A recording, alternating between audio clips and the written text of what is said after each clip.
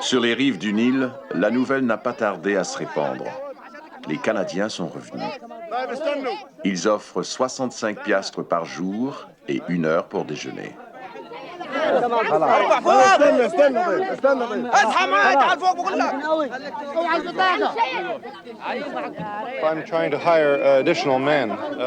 J'essaie d'embaucher 50 hommes, mais il y en a 3 ou 4 fois plus qui veulent travailler. Évidemment, ils veulent tous être engagés. C'est pourquoi on assiste à des scènes du genre.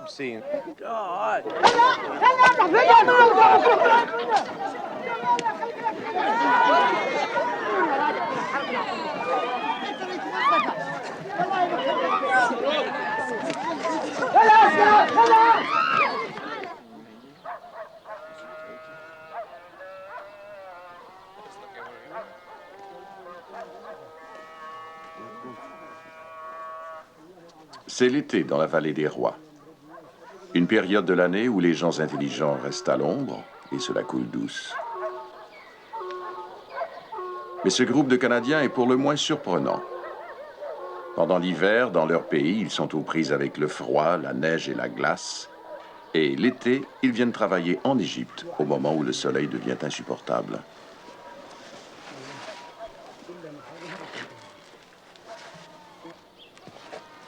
Ils ont apporté 2 climatiseurs, mais aucun des 2 ne fonctionne. La plupart de ces Canadiens dorment sur le toit d'une petite maison qu'ils ont baptisée Canada House. Après tout, à l'aube, le thermomètre indique 32 degrés Celsius, et dans la journée, le mercure montera jusqu'à 45 degrés. C'est peut-être tout à fait approprié, puisque ces Canadiens sont à la recherche du pharaon soleil.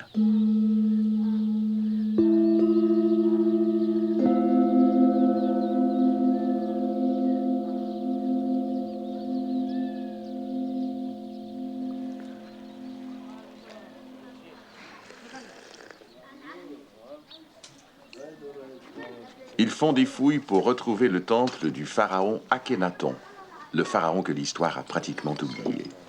Oublié parce que ses successeurs immédiats ont tout fait pour effacer son souvenir de la surface de la terre. Il régna pendant 17 ans, mais son nom n'apparut même pas sur la liste des rois. Qu'a-t-il donc fait pour susciter une telle haine? Il a sûrement été l'une des personnalités les plus énigmatiques de l'histoire de l'humanité, et pourtant, encore aujourd'hui, les profanes connaissent à peine son nom. Ironie du sort, son gendre, dont la vie n'eut rien de remarquable, est connu dans le monde entier. Toutankhamon. Il mourut à l'âge de 18 ans, n'ayant vraiment rien fait d'important. Mais en 1922, quand les Britanniques découvrirent par hasard son tombeau, il devint immortel.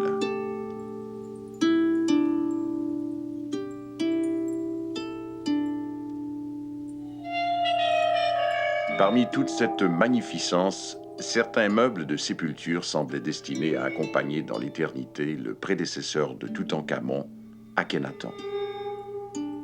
Mais on n'y trouva rien qui puisse nous éclairer sur la mort mystérieuse d'Akhénaton. Son tombeau, à lui, n'a jamais été retrouvé.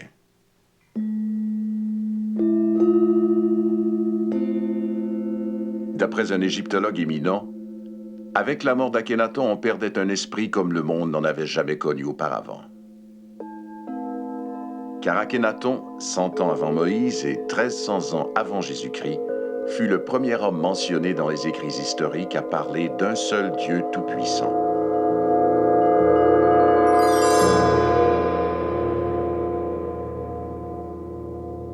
C'était un concept qui ébranla les fondations mêmes de l'Égypte ancienne.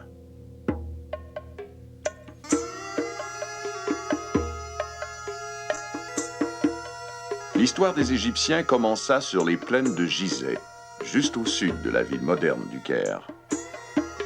1700 ans avant la naissance d'Akhénaton, l'Égypte était déjà une présence monumentale dans le monde civilisé.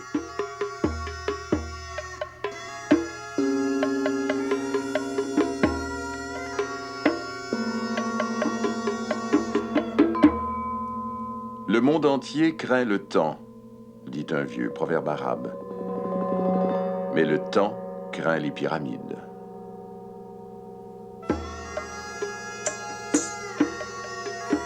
Vers l'an 2000 avant Jésus-Christ, on transporta la capitale de l'Égypte à 1000 km au sud et on érigea la ville de Thèbes sur les rives du Nil.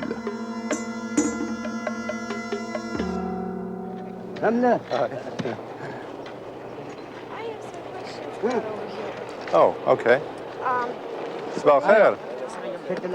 C'est la recherche d'Akhénaton qui attira jusqu'aux ruines de Thèbes un joueur de baseball raté de Toronto. Donald Redford n'a pu faire carrière comme lanceur, mais il est devenu l'un des archéologues les plus respectés du monde. Yeah.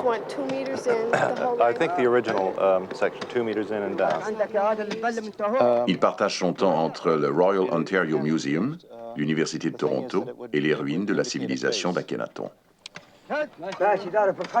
L'expédition canadienne de Redford n'en est qu'une parmi plusieurs travaillant dans la région de Thèbes en ce jour d'été. Les Polonais, les Français, les Américains, les Suisses explorent et reconstruisent les autres grands temples qui se dressent à Karnak, à Luxor et dans la vallée des Rois. On peut voir et on a identifié les vestiges du passé de différents pharaons comme Séti, Thoutmôsis, Hatshepsut. Il n'y a qu'une seule exception, l'énigme Akhénaton.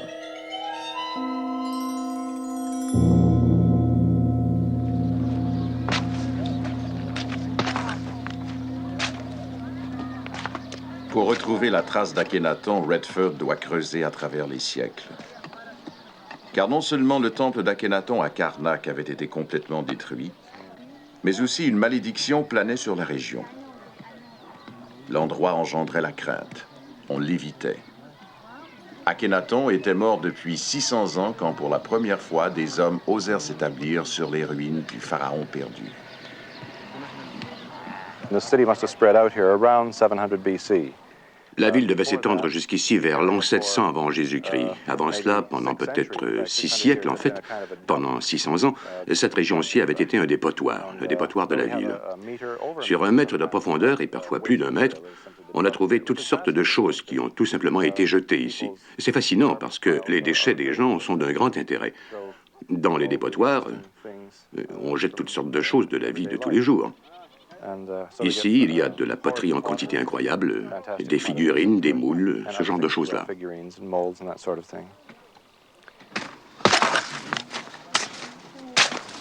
Mais c'est le temple d'Akhénaton qui fait l'objet des fouilles de Redford. Les caractéristiques particulières de son règne sont inscrites dans les fondations mêmes de son temple. Les constructions de l'Égypte ancienne étaient en pierre massive. Il fallait une multitude d'esclaves pour soulever et mettre en place chacune de ces pierres. Mais le temple d'Akhénaton fut construit à une échelle plus humaine, avec des pierres pouvant être portées par un seul homme.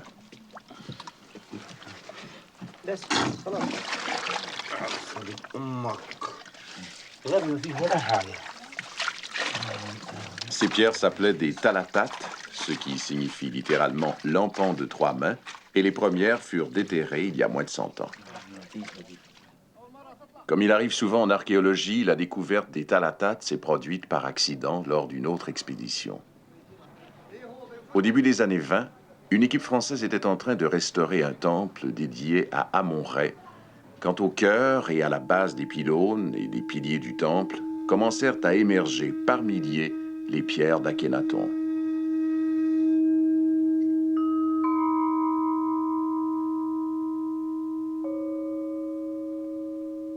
Son temple avait été détruit, mais les pierres avaient été recyclées. Ses successeurs les avaient utilisées pour faire du remplissage.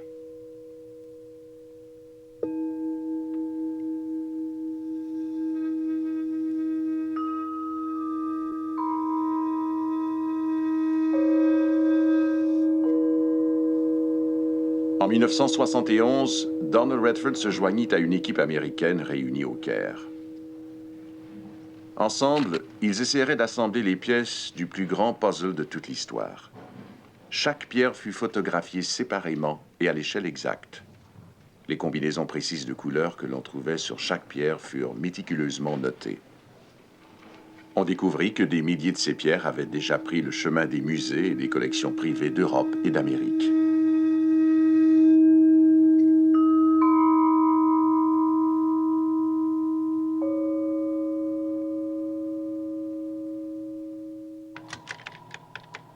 Les informations furent ensuite transmises à des ordinateurs. Couleurs, formes et motifs de plus de 40 000 pierres différentes. Et même avec la technologie de l'ordinateur, il fallut 10 ans avant d'arriver à une idée approximative de ce qu'avaient été les murs du temple d'Akhénaton. Un temple en papier commença à prendre forme. On est cependant arrivé à un point où il était impossible de continuer à assembler le puzzle sans vraiment connaître les plans du temple lui-même ou des temples que ce roi avait érigés à Karnak. Et il a donc fallu absolument entreprendre des fouilles. Mais ça posait un autre problème. Comme il n'y a aucune de ces structures qui s'élève aujourd'hui au-dessus du sol, tout a été complètement détruit, par où fallait-il commencer à chercher? C'est pourquoi Redford et son équipe canadienne sont ici à fouiller dans la poussière et les déchets de l'Antiquité. OK. Leurs outils ne sont pas seulement le pic, la pelle et le sextant. Pour la première fois, ils ont sur le site un ordinateur portatif.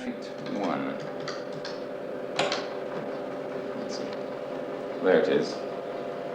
Okay, and these finds are from this pit here, and this one, and these mud brick walls associated with this floor. Il n'y a pas que la technologie moderne qui évoque les souvenirs de l'Égypte ancienne.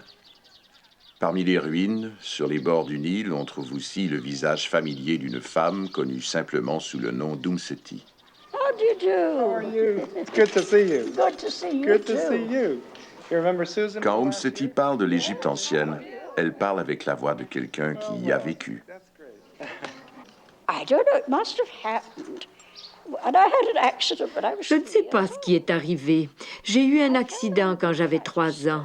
Je suis tombée en bas d'un grand escalier et quand on m'a ramassée, j'avais perdu connaissance. Parents brought the doctor. Mes parents ont fait venir le médecin. Il m'a fait un examen complet et a déclaré que j'étais morte.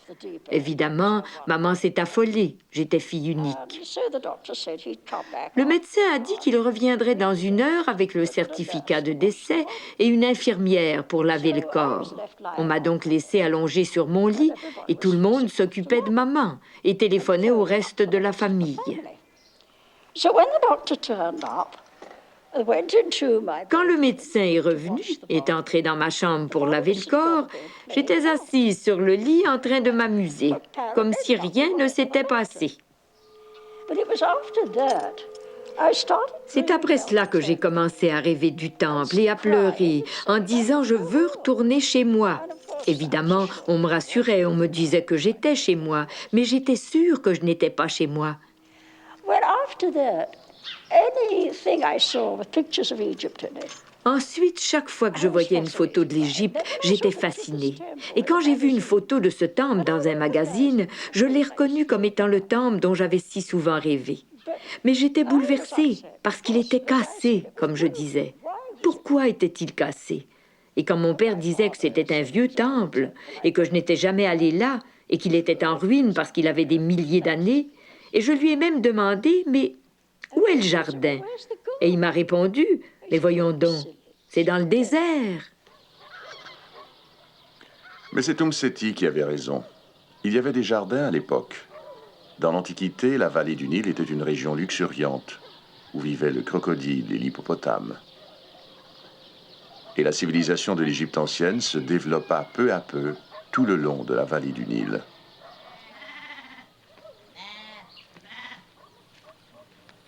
La vieille Égypte connut 30 dynasties. Pendant plus de 3 millénaires, elle fut la nation dominante sur la terre, infiniment plus durable que l'âge d'or de la Grèce ou que l'Empire romain.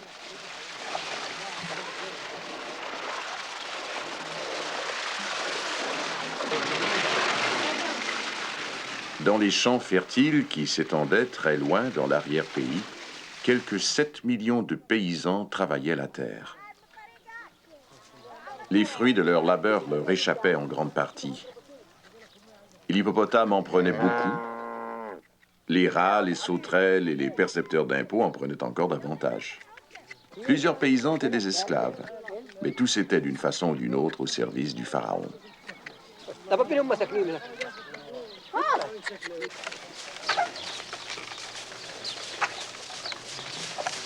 Allah! Hop!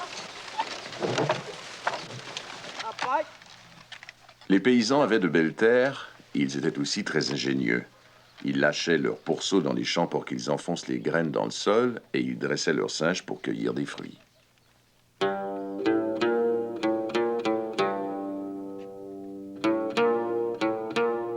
Au XIVe siècle avant Jésus-Christ, l'Égypte était maître de l'Occident.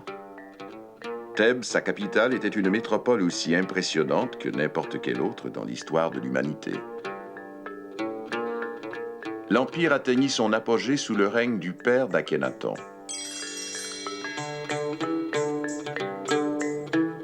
Aménophis III, qui tua 100 lions à lui seul.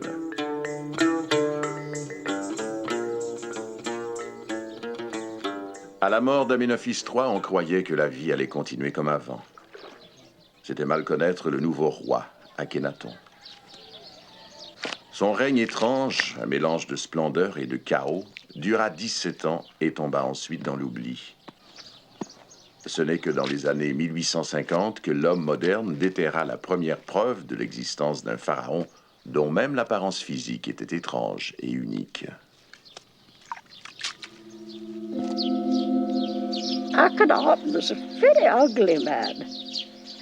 Akhénaton était un homme très laid, presque à la limite de la difformité. Il avait la mâchoire très longue, le cou long et une posture affreuse. Ce qui est bizarre chez lui, c'est qu'il avait tellement de caractéristiques féminines. Il avait un ventre protubérant, les hanches très larges et les cuisses très grasses. Il avait aussi de petites jambes en fuseau, un peu comme celles d'un poulet. And then below the fat thighs, spindly legs like a chicken's. And some modern doctors. Certains médecins modernes croient, d'après ses portraits et ses statues, qu'il souffrait de troubles glandulaires et que la maladie était progressive. Toujours d'après les médecins, il serait devenu impuissant et n'aurait pas pu engendrer. Alors, d'où viennent ces 6 filles? Dieu seul le sait. Mais comme toutes ces filles lui ressemblent, je serais portée à croire qu'elles étaient toutes de lui. C'est une drôle d'histoire. Funny business. Of course, they say he was a homosexual. Évidemment, on dit aussi qu'il était homosexuel. Et on a des preuves. Mais ça, après tout, c'était son affaire. Homosexuel, hermaphrodite, hydrocéphale, impuissant ou père de plusieurs enfants, toutes ces différentes théories ont été soutenues par de grands érudits. Pour Sigmund Freud, il a été l'une des plus importantes figures de l'histoire. Pour Agatha Christie, il représentait l'énigme suprême, et elle écrivit même une pièce à son sujet.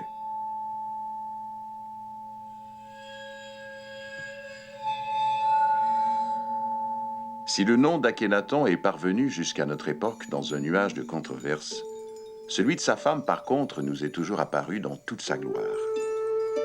Néfertiti, dont le nom signifie « la belle est venue ».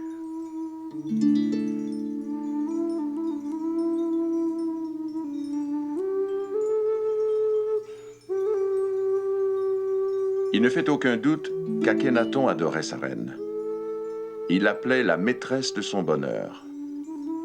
Les premiers écrits de l'histoire de l'humanité à contenir des mots d'amour sont ceux d'Akhénaton.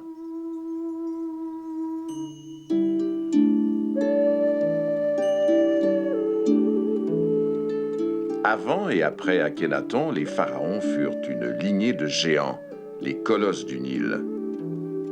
Seuls Akhénaton et Néfertiti sont parvenus jusqu'à nous dans leur dimension humaine. Pour la première et la dernière fois, un pharaon était représenté non pas comme un guerrier, mais comme mari et père de famille affectueux.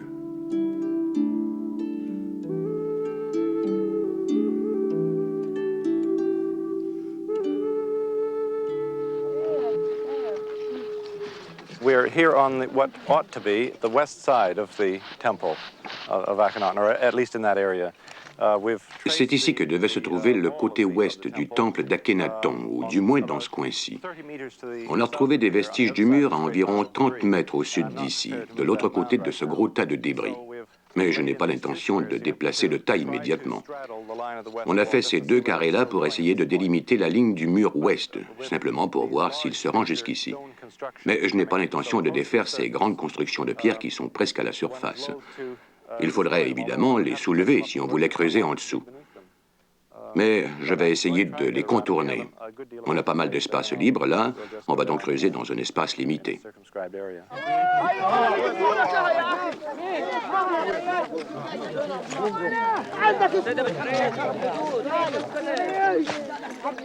Redford compte énormément sur son contremaître, Farouk.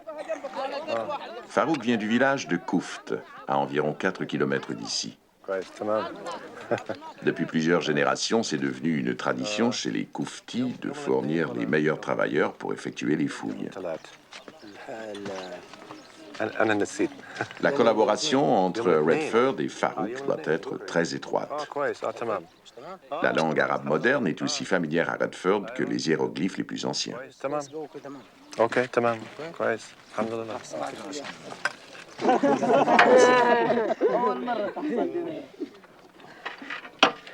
Pour transporter la terre et les débris sans valeur des fouilles précédentes, on utilise des chariots sur rail.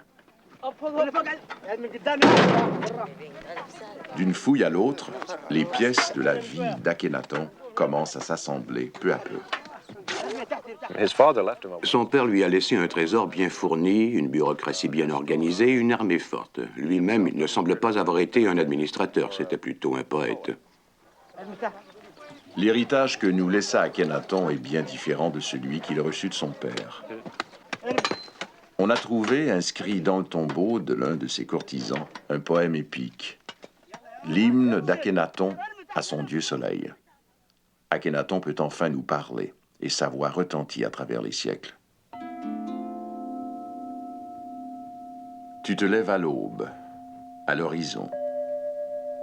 Tu rayonnes, disque solaire dans le jour. Tu dissipes les ténèbres. Tu répands tes rayons. Le double pays est en fête.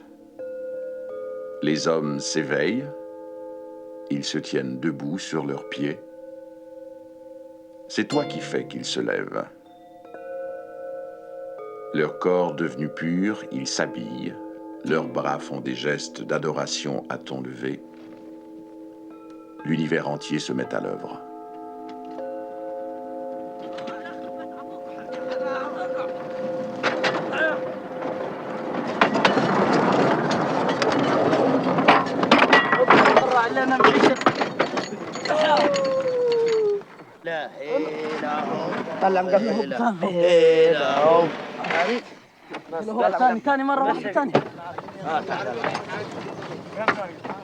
En ce 5e été de fouilles pour l'équipe canadienne, Redford a enfin assez d'hommes et d'argent pour commencer l'excavation de ce que l'on croyait être le Ben-Ben d'Akhenaton, le centre spirituel de sa cour.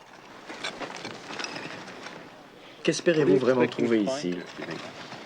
Je ne sais plus. Je ne sais vraiment pas. Ce serait bien si on trouvait une indication quelconque de ce qu'a été cette chose. On croit que c'est une pyramide, mais on ne sait pas vraiment. Redford et son équipe ont maintenant commencé à se rendre compte qu'il ne s'agit pas, après tout, du Ben-Ben.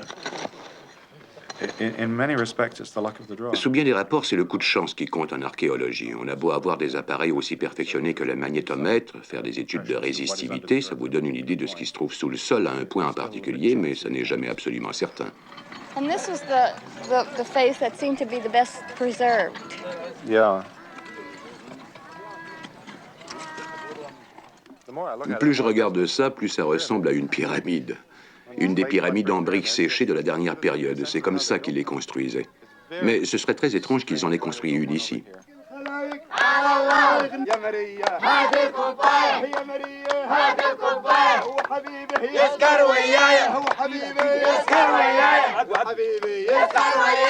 Lorsque la chaleur devient insupportable, les kouftis et leurs travailleurs chantent pour ne pas se laisser abattre.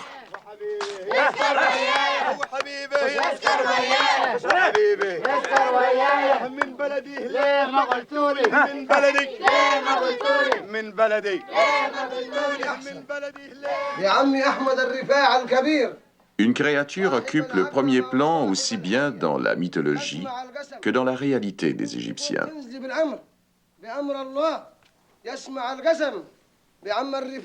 Le serpent. Il se dressait sur le front du pharaon, prêt à attaquer ses ennemis. Les pharaons ont disparu, mais les serpents sont restés.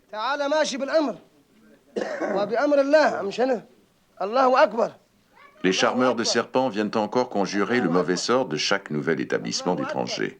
Ils peuvent, disent-ils, protéger les Canadiens contre les piqûres mortelles de la vipère cornue.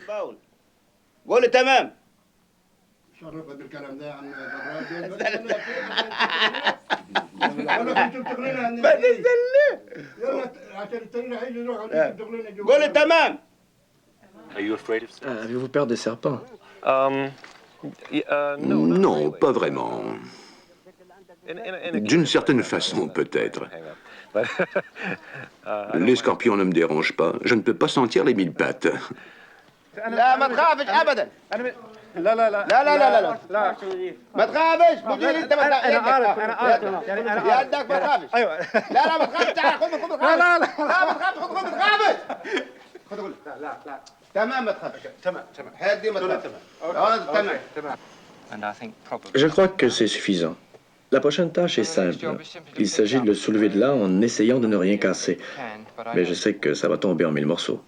Chaque fouille requiert son équipe de spécialistes. Leur champ d'activité est étroit, mais profond.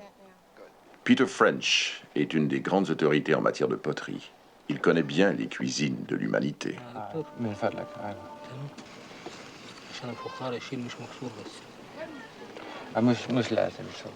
Ce n'est qu'un fragment d'un très gros vase, un récipient de fabrication très grossière.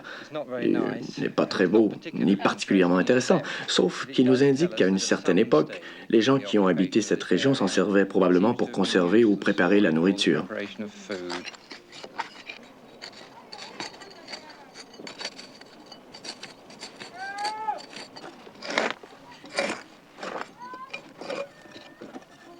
ممكن نشيل دي مين؟ تمام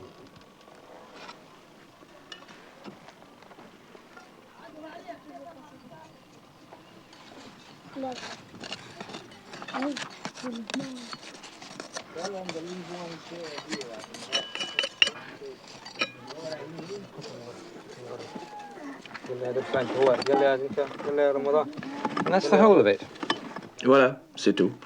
Ce n'est rien de bien spécial. Mais chaque chose que l'on trouve nous renseigne un petit peu. Mais plus en profondeur, ils ont trouvé des fragments qui peuvent nous éclairer sur l'époque d'Akhenaton. Ils sont d'un ton de bleu très particulier. Et quand une experte voit ce bleu, elle sait qu'elle a en main de la poterie qui a servi au pharaon Soleil. Mais ce n'est qu'un début. La poterie fut réduite en miettes pour qu'elle tombe dans l'oubli, tout comme le reste du royaume d'Akhenaton. Tous les petits fragments ou tessons doivent être appareillés et collés avec la plus grande minutie. C'est très long reconstituer une pièce de poterie.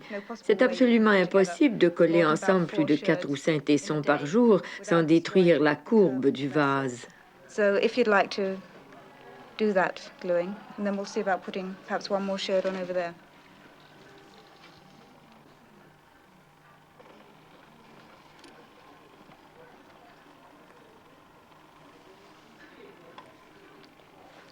No, that's not quite right. I'm just going to have to go like that. Okay?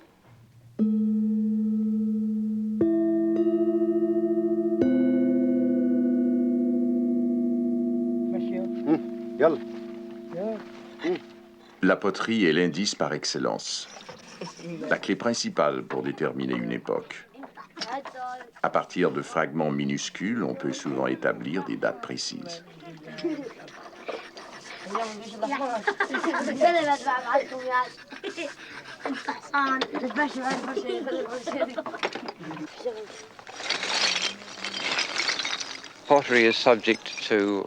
La poterie suit les caprices de la mode, comme tous les autres objets. Mais elle est très durable. Elle peut durer très longtemps. Et si on trouve suffisamment de pièces aux bons endroits, on peut étudier les changements que la poterie a subis. Les changements de forme, les changements de texture. Et ensuite, si on peut rattacher ces changements à des dates précises, on peut dater le site sur lequel on fait les fouilles. C'est ici que l'on trie les morceaux. On garde ceux qui peuvent nous en dire le plus long, et on jette les autres. On garde les bords, parce qu'ils sont typiques. Et on garde les anses. On garde aussi toutes les pièces qui ont une texture qui sort de l'ordinaire. Voici une belle pièce noire de texture rugueuse. Mais la plupart de ces choses ne nous en disent pas bien long. Ce sont des articles de maison plutôt banals et communs.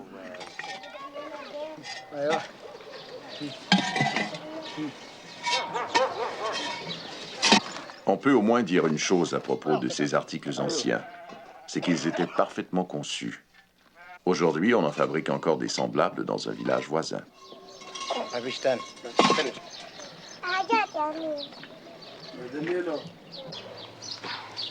L'interaction entre les villageois égyptiens et les archéologues occidentaux, entre le passé et le présent, est un fait indéniable.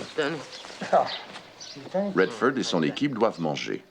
Et Farouk, le chef des Kouftis, se fait un plaisir de marchander à leur place.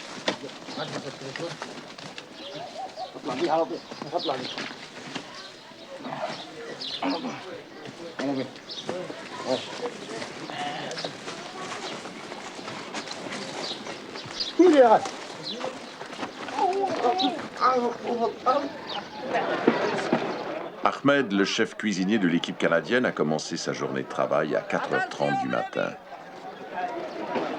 Ahmed a aujourd'hui 83 ans. Il faisait déjà la cuisine pour des archéologues en 1922, le jour où l'Anglais Carter découvrit le tombeau de Toutankhamon.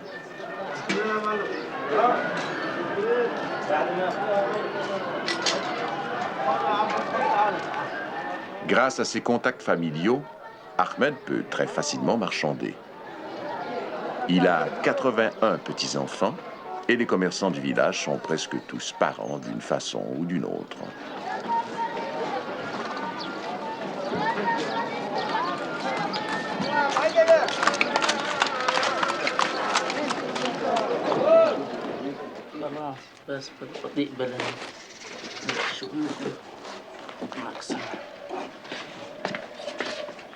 Do you like making desserts best? Yeah. Upside down cake with pineapple. I had it last week.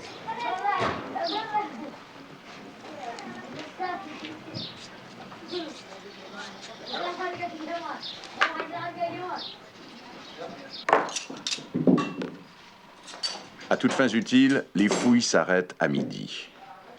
Il fait 45 degrés Celsius. Il n'est donc pas étonnant que les Égyptiens aient inventé la bière. You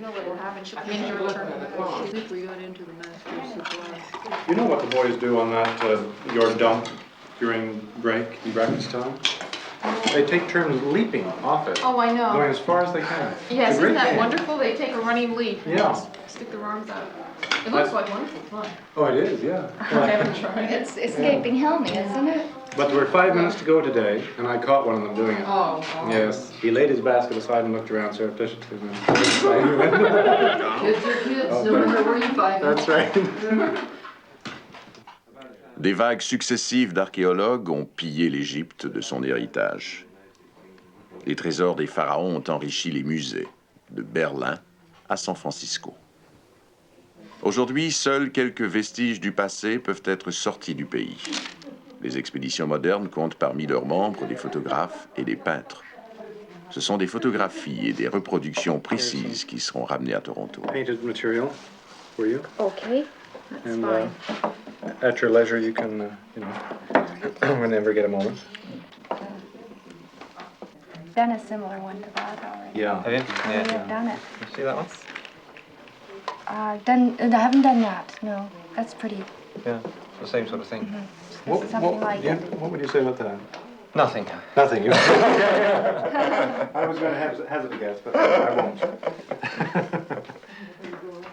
Anyway, let me see where it came from.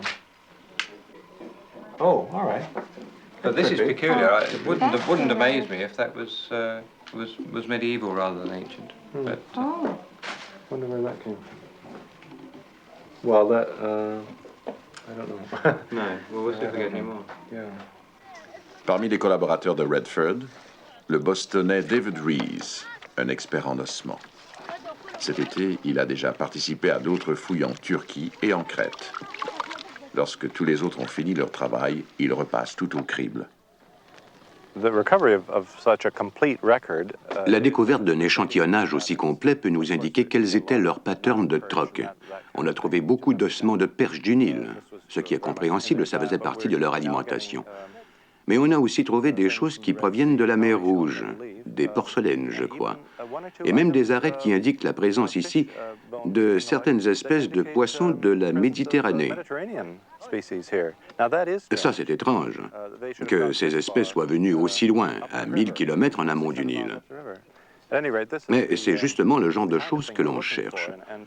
Plus l'échantillonnage est complet, plus l'image que l'on aura des habitudes alimentaires des habitants d'une région à une époque donnée sera complète elle aussi.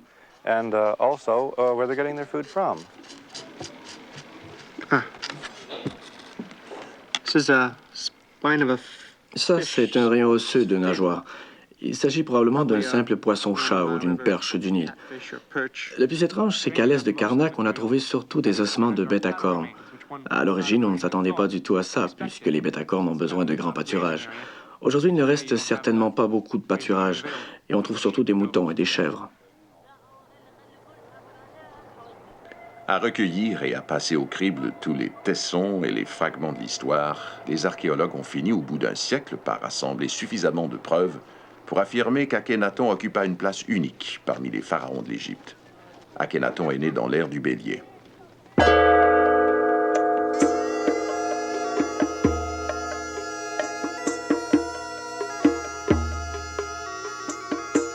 L'Égypte de son enfance était peuplée de dieux, Osiris, Isis, Horus, et d'une multitude de divinités mineures. Mais le dieu le plus important était Amon, le bélier.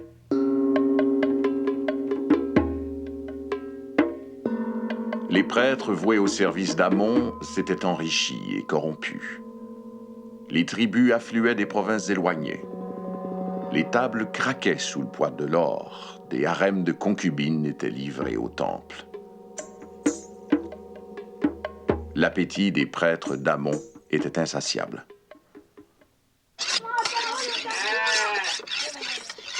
Lorsque Akhénaton monta sur le trône, il avait à peine 13 ans. Mais il avait déjà pris en horreur les temples du bélier. Pour citer un historien, le sang du bélier sacrifié à Amon commençait à lui empuantir les narines.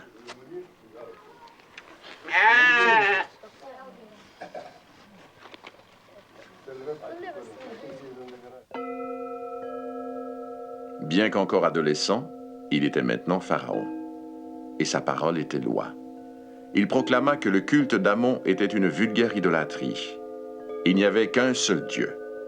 Et ce Dieu n'était pas Amon, mais Aton, le disque solaire.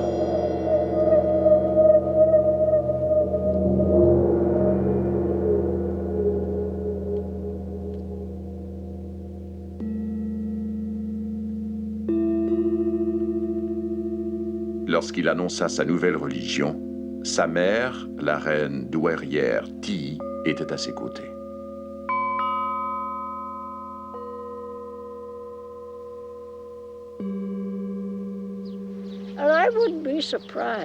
Je ne serais pas étonnée que ce soit la reine Tii qui ait discuté avec Akhénaton et qui lui ait dit « Ne t'occupe pas de Thèbes, va fonder une nouvelle capitale. »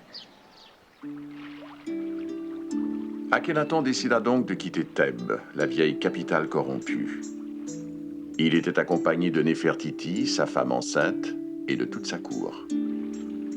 Ensemble, ils firent voile sur plus de 100 bateaux. Ils descendirent le Nil en quête d'un sol vierge, un sol qui n'avait pas été souillé par les temples païens. La flotte majestueuse s'arrêta là où se trouve aujourd'hui le village d'Amarna. Akhenaton décida que c'était là qu'il construirait sa ville au dieu soleil.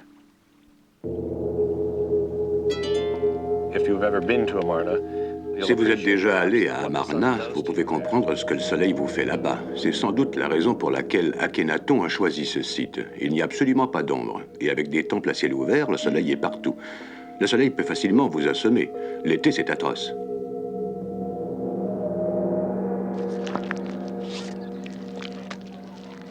Fini les temples sans fenêtres, les sombres sanctuaires dédiés aux béliers. La nouvelle ville serait remplie de soleil. On transporta de l'eau et de la terre pour faire des jardins. Les gens vinrent par milliers pour participer à la construction de la nouvelle ville.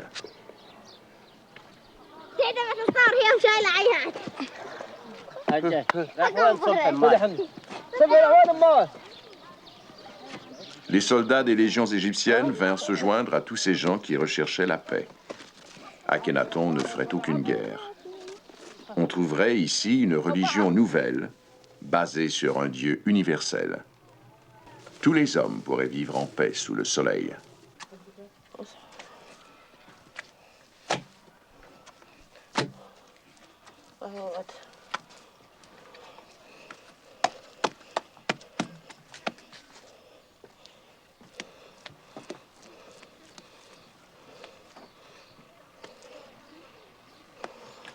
بص حط بالراحة على ما تاخد لك صورة. اديها وشك يا أخي. اديها وشك. Les artistes et les artisans affluèrent de partout. Ils formèrent des ateliers sous la direction de maîtres sculpteurs tels que Toutmès et Beck. Akhenaton décréta qu'ils étaient maintenant libérés des structures rigides qui avaient assujetti l'art égyptien pendant 2000 ans. Ils pouvaient abandonner les canons traditionnels et se tourner vers la nature elle-même pour trouver leur inspiration. La sincérité et le réalisme seraient les traits marquants de cette grande période artistique. En fait de beauté pure, ce serait le plus grand moment de l'Égypte ancienne.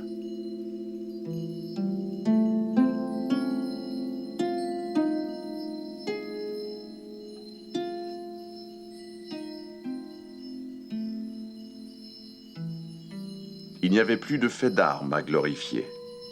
L'amour et la vie familiale devinrent des sujets d'œuvres d'art.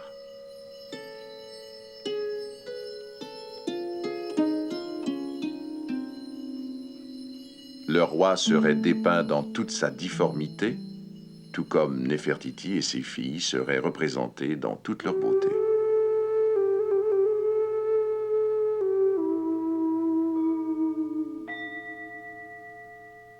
Le disque solaire était partout et ses rayons se terminaient par des mains. «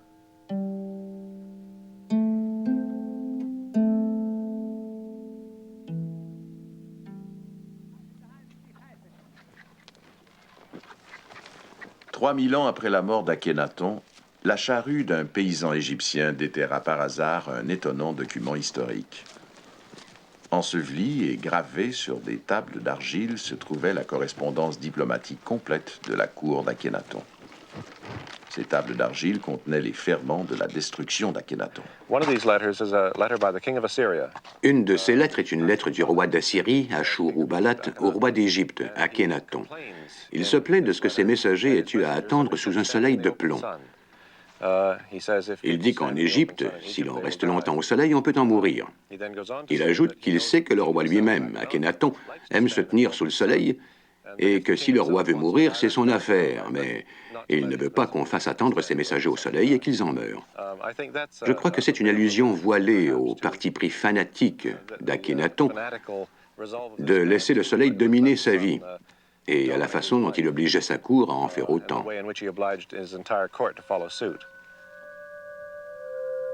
Certains historiens affirment qu'Akhénaton fut le premier pacifiste de l'histoire, un homme doux, un poète, un idéaliste voué à un Dieu universel. D'autres disent que, s'il n'était pas un hydrocéphale à demi fou, Il était certainement un fanatique religieux obsédé par son dieu soleil. Quoi qu'il en soit, son empire commençait à s'effondrer autour de lui.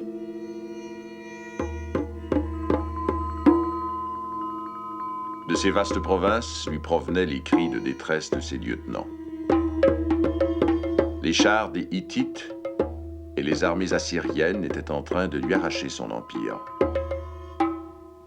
Mais Akhenaton ne réagissait pas. Les faits lui étaient peut-être cachés. Ou alors peut-être était-il, selon les mots d'un écrivain, sourd à tous les sons, sauf ceux de l'hymne à son Dieu.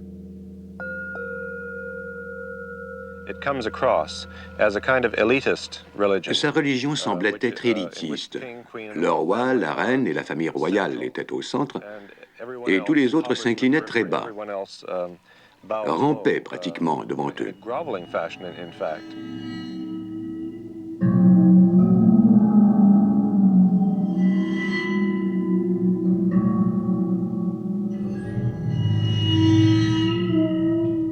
Il existe des preuves que l'apparence hermaphrodite d'Akhénaton était maintenant devenue un symbole de beauté universelle. Son premier sculpteur, Beck, se représenta lui-même avec les seins et le ventre gonflés de son maître. Même Néfertiti, la bien-aimée, était maintenant défigurée par les artistes pour qu'elle ressemble à son mari difforme.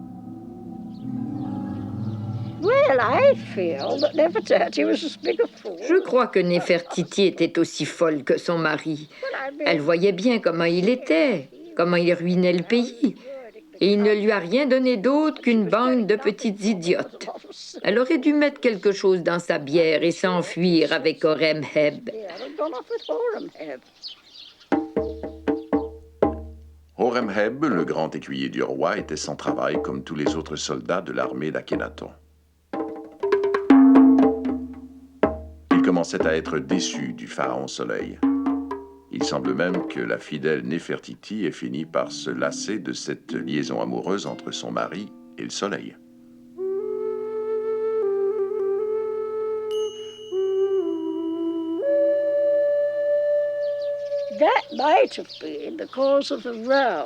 C'est probablement la cause de la scène de ménage qu'ils ont eue à la fin, parce qu'ils ont fait toute une scène de ménage. Et un jour, elle est partie, et elle a fait construire un nouveau palais à l'autre extrémité de la ville. Elle a emmené Toutankhamon.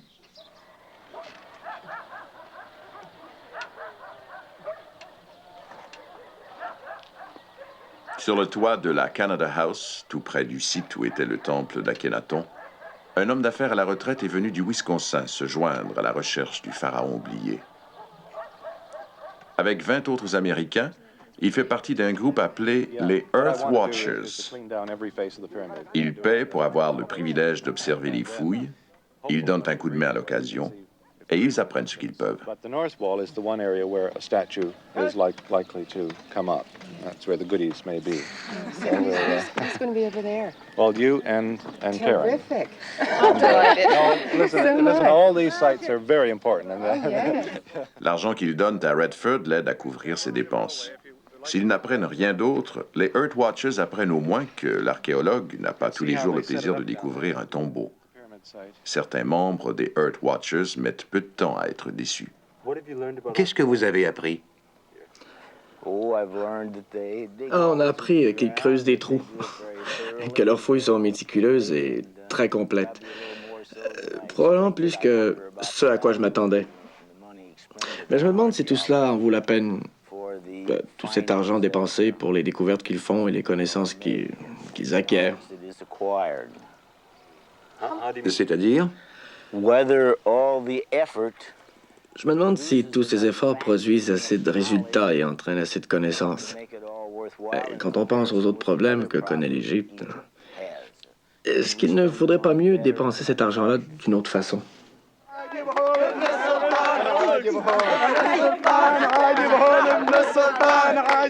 De tels doutes ne semblent pas effleurer l'esprit de la population locale. Les cyniques vous diront, ne serait-ce que cela, les fouilles sont une industrie locale qui fournit énormément de travail.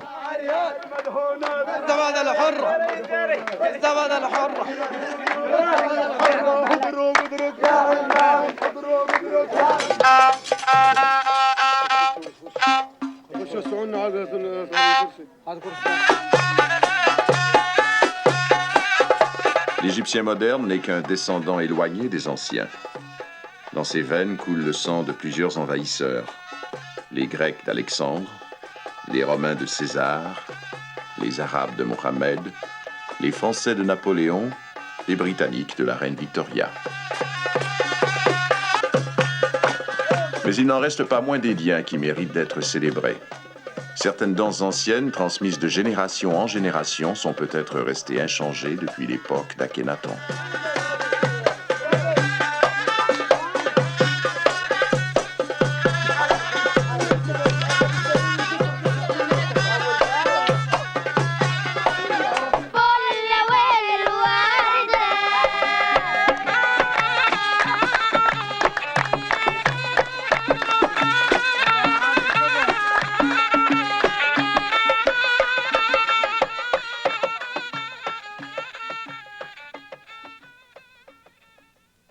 Dans leurs moments les plus poétiques, les archéologues considèrent que leur rôle est de permettre aux pierres de parler après des siècles de silence.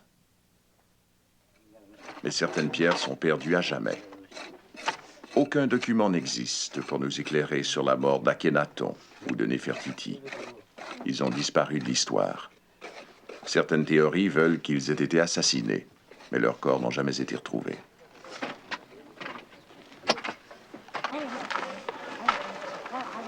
On a cru pendant un certain temps qu'une momie trouvée dans le tombeau de la reine Tiye était celle du pharaon oublié.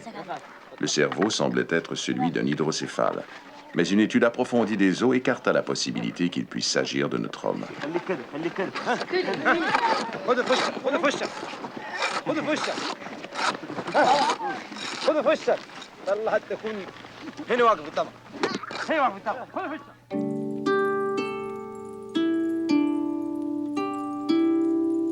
Peu après la fin mystérieuse du règne d'Akhenaton, le roi enfant, Toutankhamon, accéda au trône.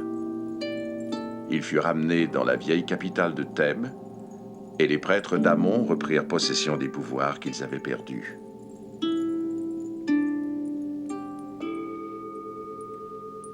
Amarna, la capitale dédiée au soleil, fut abandonnée au désert.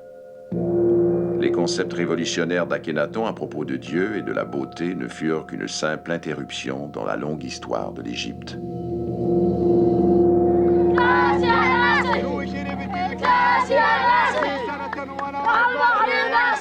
Le peuple se réjouit. Akhenaton avait agi trop rapidement. Le peuple n'était pas prêt à accepter son Dieu.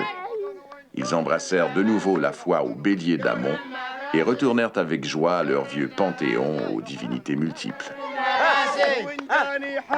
Lorsque le roi Toutankhamon, à l'âge de 18 ans, mourut sans héritier, la lignée royale prit fin. Peu de temps après, c'est Horemheb, l'ancien général d'Akhenaton, qui monta sur le trône.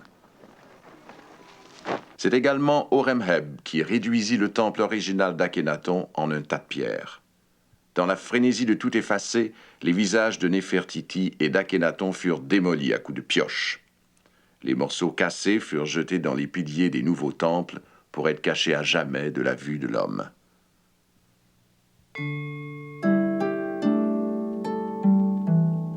Le temple d'Akhenaton à Karnak ne resta debout que pendant 20 ans, et il y a de cela 3000 ans. Mais les archéologues ont déjoué les plans d'Horemheb. Grâce au travail de Redford et de son équipe, l'homme moderne peut commencer à se faire une image du magnifique temple d'Akhenaton qui se dressait ici, à Karnak.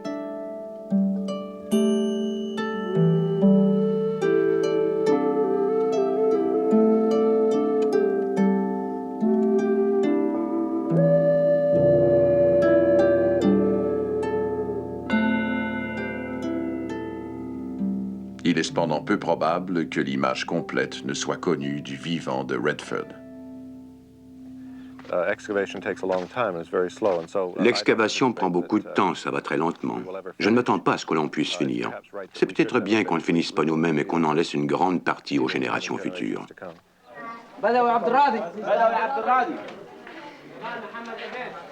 ورداني محمد علي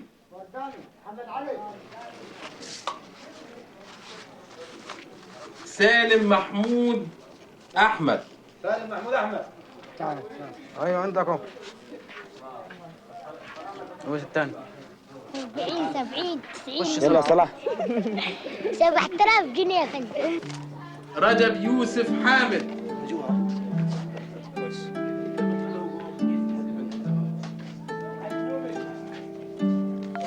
رجب يوسف حامد